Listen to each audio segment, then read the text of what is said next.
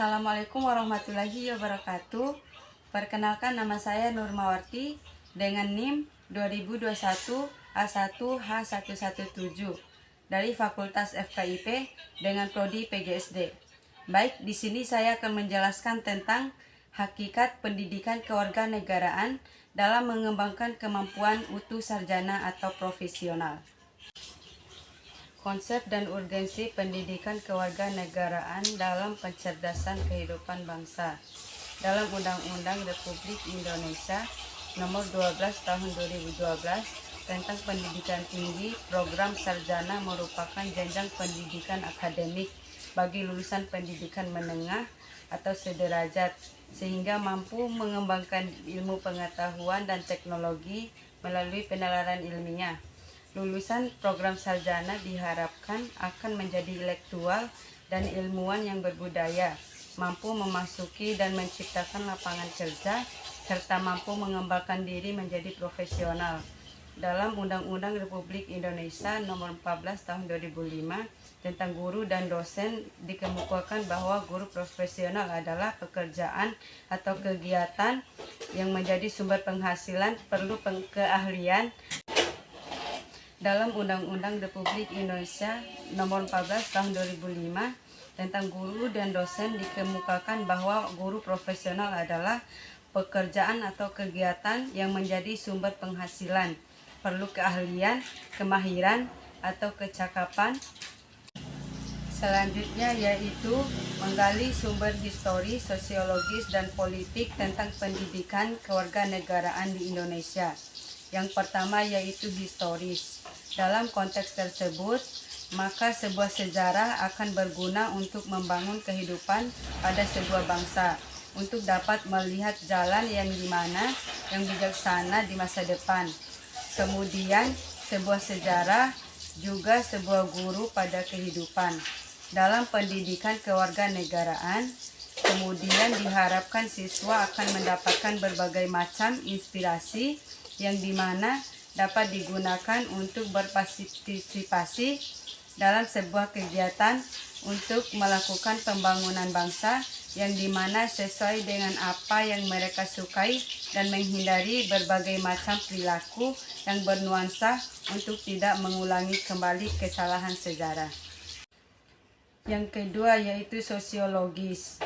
Sosiologi adalah sebuah ilmu yang dimana mempelajari kehidupan antar manusia.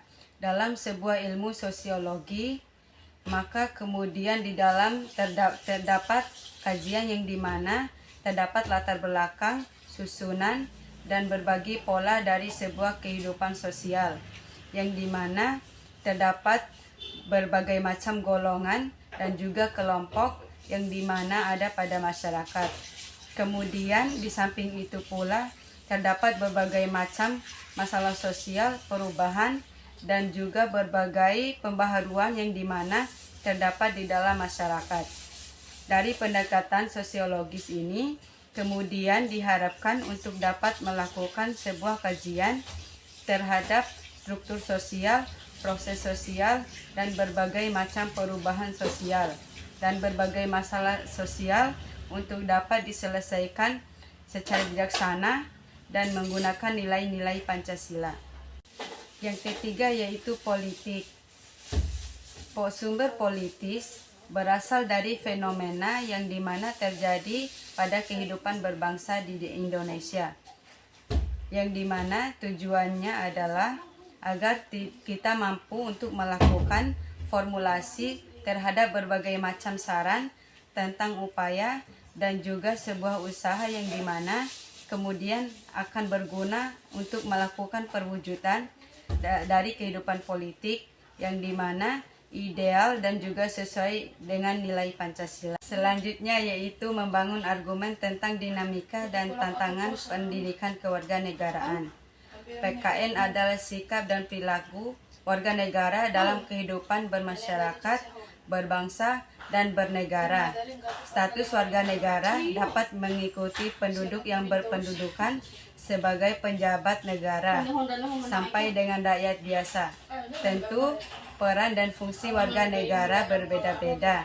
sehingga sikap dan perilaku mereka sangat dinamis. Oleh karena itu, mata kuliah PKN harus selalu menyesuaikan dengan dinamika dan tantangan sikap serta perilaku warga negara dalam kehidupan bermasyarakat bernegara.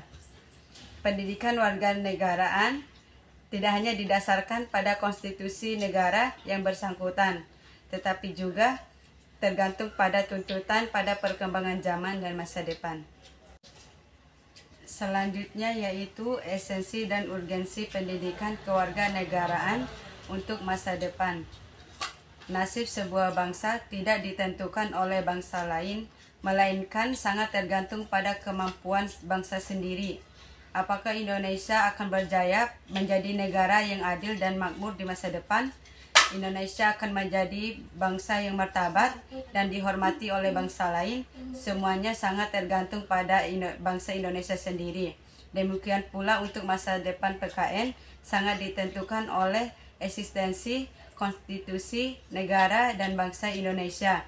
PKN akan sangat dipengaruhi oleh konstitusi yang berlaku dan perkembangan tuntutan kebangsaan. Bahkan lebih penting lagi, akan sangat ditentukan oleh pelaksanaan konstitusi yang berlaku. Demikian penjelasan dari saya. Lebih dan kurangnya mohon maaf. Wabillahi taufiq wal hidayah. Wassalamualaikum warahmatullahi wabarakatuh.